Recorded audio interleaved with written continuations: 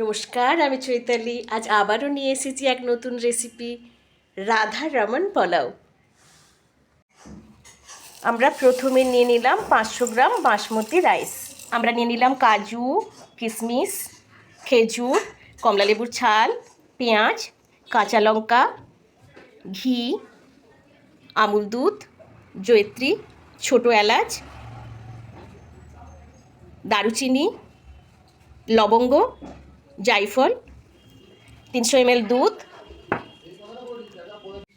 স্বাদ মতন নুন, চিনি। আমরা প্রথমে দুধ দিলাম, জল দিয়ে দিলাম,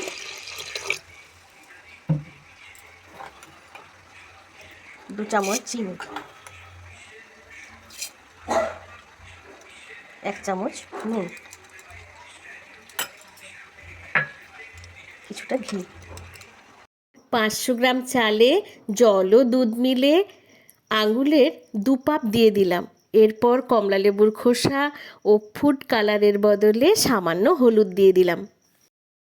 কড়াইতে ঘি দিয়ে তাতে খাড়ি মশলাগুলো দিয়ে দিলাম।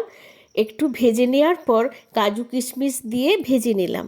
তুলে নেওয়ার পর ঘিতে পেঁয়াজ ও কাঁচা লঙ্কাগুলো দিয়ে ভেজে নিলাম। এরপর ভাজা উপকরণগুলো আস্তে আস্তে প্রেসারের মধ্যে দিয়ে দিলাম। আধ ঘন্টা ভেজানো অবস্থায় রেখে দিলাম।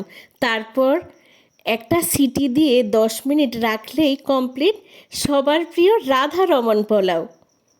সার্ভ করার আগে ছড়িয়ে দিতে হবে আমুল দুধ, যা এর টেস্টকে আরও বাড়িয়ে তোলে।